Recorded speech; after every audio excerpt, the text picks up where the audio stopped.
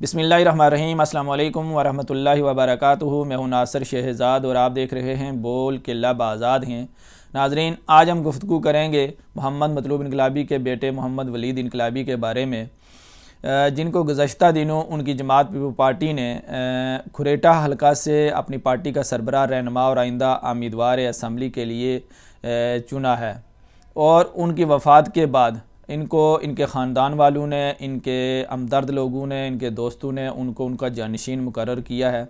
یقیناً یہ ایک بڑے پن کا مظاہرہ ہے، بالخصوص ان لوگوں نے بڑے پن کا مظاہرہ کیا ہے جن کو مطلوب انقلابی صاحب نے اپنی زندگی ہی میں اپنا جانشین مقرر کیا ہوا تھا، اپنا سربراہ بھی بنایا ہوا تھا۔ ان لوگوں نے ایک بڑی قربانی دی ہے۔ یقیناً ولید انقلابی صاحب کے لیے یہ بڑا چیلنج ہوگا کہ وہ اس قربانی کو، اور جو مطلوب صاحب کے دوست ہیں، جو ان کے بیاں بازو تھے، جو ان کے ساتھ چلنے والے لوگ تھے، جنہوں نے قربانیاں دی ہیں اور مطلوب صاحب کو واقعی ایک انقلابی انسان بنایا ہے، ان کے ساتھ ہر موقع پر ان کا ساتھ دیا ہے، تو یہ ولید صاحب کے لیے ایک بڑا چیلنج ہوگا کہ ان لوگوں کو ساتھ لے کر چلنا، ان کی جو توقعات ہیں ان پر پورا اترنا، اور یہی ایک بڑا چیلنج ہوتا ہے کہ بندہ جن لوگوں نے قربانیاں دی ہوں ان کو ساتھ لے کر چلنا۔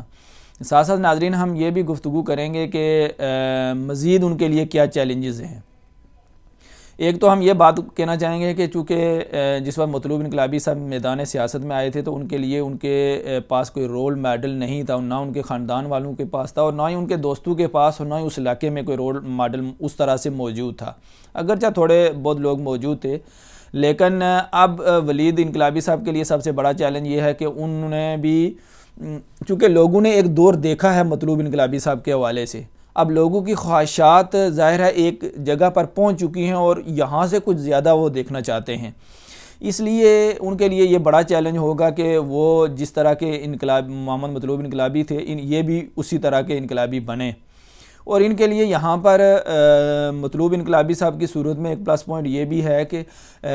چونکہ مطلوب صاحب نے اپنے اندر سے خود وہ چیزیں کانٹ چھانٹ کر باہر نکالی ہیں اور اپنے آپ کو انقلابی بنوانے میں بڑی محنت کی ہے،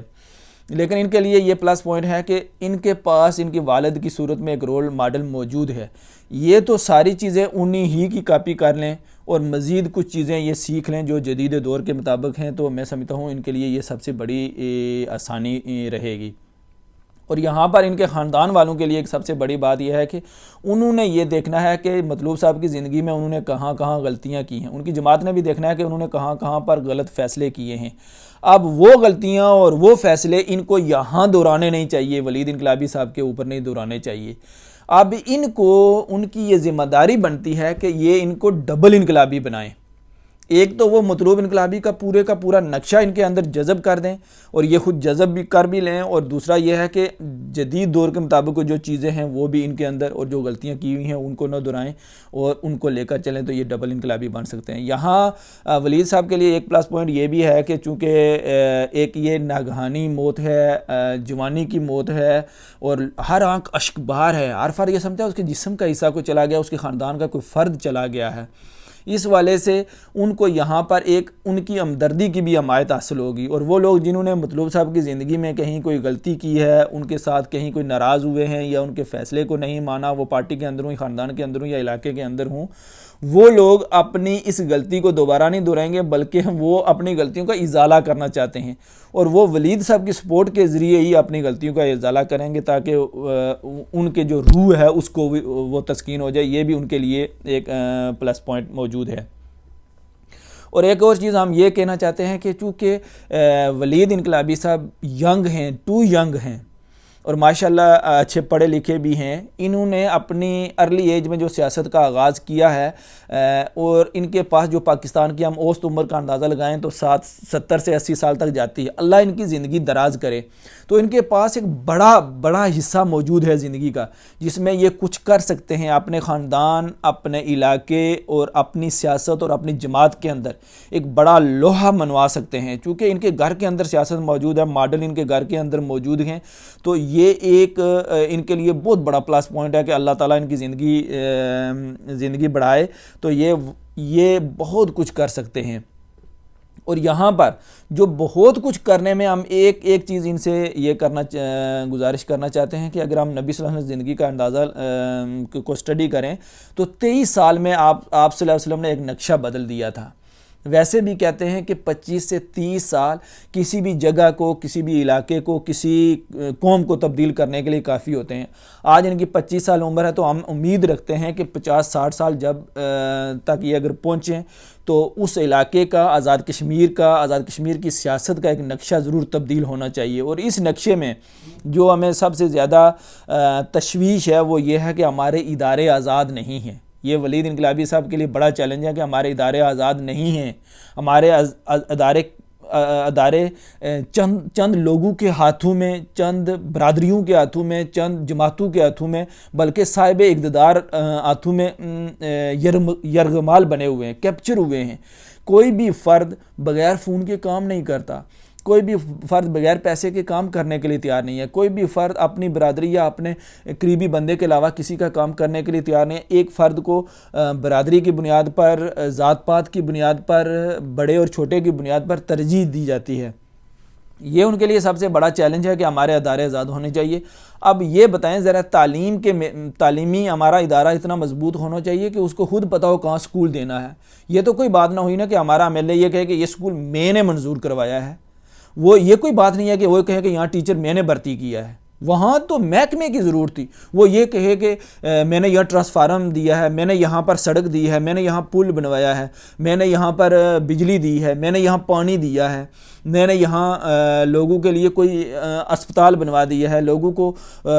غریب تھے اور ان کو کوئی پیکج دیا ہے۔ یہ کوئی بات نہیں ہے۔ ہماری یہ خواہش ہوگی کہ ہماری طرف سے جو بھی سپورٹ ہوئی ان کو ہم کرنے کے لیے تیار ہیں، لیکن ہماری یہ خواہش ہوگی کہ آپ اداروں کو مضبوط کریں۔ ادارے جب تک مضبوط نہیں ہوں گے، اپنے پیروں پر کھڑے نہیں ہوں گے، ہم نہ ہی علاقے میں ترقی کر سکتے ہیں، نہ ہی ہمارا جو آزاد کشمیر ہے وہ ترقی کر سکتا ہے۔ ہمارے بالکل عجیب سا لگتا ہے کہ ایک وزیر یہ کہے کہ میں نے یہاں پر ٹرانسفارم دیا اور ہماری عوام فوٹو کھینچے اور اس کے ساتھ اس کا شکریہ ادا کرے۔ اس نے کہاں سے ٹرانسفارم دیا ہے؟ ٹرانسفارم کہاں سے اس نے دیا ہے؟ بجلی کہاں سے اس نے دی ہے؟ اس نے بلڈنگ کہاں سے بنوائی ہے؟ یہ تو محکمے کی ضرورت تھی۔ محکمے نے خود دیکھنا ہوتا ہے، جو ہمارا وزیر مال ہے، وزیر صحت ہے، جو وزیر تعلیم ہے، اس نے دیکھنا ہوتا ہے، اس کی کیبنٹ نے دیکھنا ہوتا ہے جی ہاں جی وہاں پر آبادی زیادہ ہے، وہاں پر سکول بنے گا، سکول میں 2-3 اسامیاں خالی ہوں گی، انٹرویو رکھیں، انٹرویو میں جو پاس ہوتا ہے اس کو وہاں پر بھرتی کر دیں۔ بعد میں اس کے کہاں پوسٹر لگنا شروع ہو جاتے ہیں جی صاحب نے بڑی قربانی دی ہے اور انہوں نے اس بنیاد پر۔ تو یہ ہم سمجھتے ہیں کہ ولید انقلابی صاحب کے لیے یہ بڑا چیلنج ہوگا کہ وہ اداروں کو مضبوط کرنے کے حوالے سے بات کریں۔ اور ایک اور بات کہ جو آزاد کشمیر یہ جو حکومت بنائی گئی تھی اس وجہ سے بنائی گئی تھی، یہاں پر مظفر آباد میں اس کا دارالحکومت بھی رکھا گیا تھا تاکہ یہ بیس کیمپ بنے گی اور وہاں پار رہنے والے لوگوں کے لیے آزادی کے حوالے سے جد و جہد بھی کرے گی۔ تو ہم یہ بھی امید رکھتے ہیں کہ وہ جب کیبنٹ میں جائیں گے، جب اپنے علاقے میں بات کریں گے، جہاں کہیں ان کو موقع ملتا ہے تو وہ ان لوگوں کو نہیں بھولیں گے، بلکہ جو اس بیس کیمپ کا بنیادی مقصد ہے وہ یہی مقصد ہے کہ وہ کشمیر بھی آزاد ہو اور یہ ایک سٹیٹ بنے۔ ہم کشمیر کی آزادی کے لیے تقسیم کے بالکل قائل نہیں ہیں، اور نہ ہی ہم چاہتے ہیں کہ کشمیر تقسیم ہو، کسی آدھے کشمیر کو ادھر لگایا جائے، آدھے ادھر کو ادھر لگایا جائے اور اس طرح بندر بانٹ کی جائے۔ ہم کشمیر ایک چاہتے ہیں، پورے کا پورا چاہتے ہیں، اور اس جو بیس کیمپ کا بنیادی مقصد ہے وہی چاہتے ہیں۔ ہمیں امید ہے کہ ولید انقلابی صاحب یہ جو 2 چیزیں ہم نے بتائی ہیں ضرور ان پر کام کریں گے اور اپنا سفر جاری رکھیں گے۔ ہم اللہ تعالیٰ سے دعا بھی کرتے ہیں کہ اللہ تعالیٰ ان کو اس سفر میں آسانیاں بھی دے، ان کو استقامت بھی دے اور ان کے حوصلے بلند کرے۔ آئندہ پھر کسی نئی ویڈیو کے ساتھ آپ کی خدمت میں حاضر ہوں گے۔ اجازت دیجیے، اللہ حافظ۔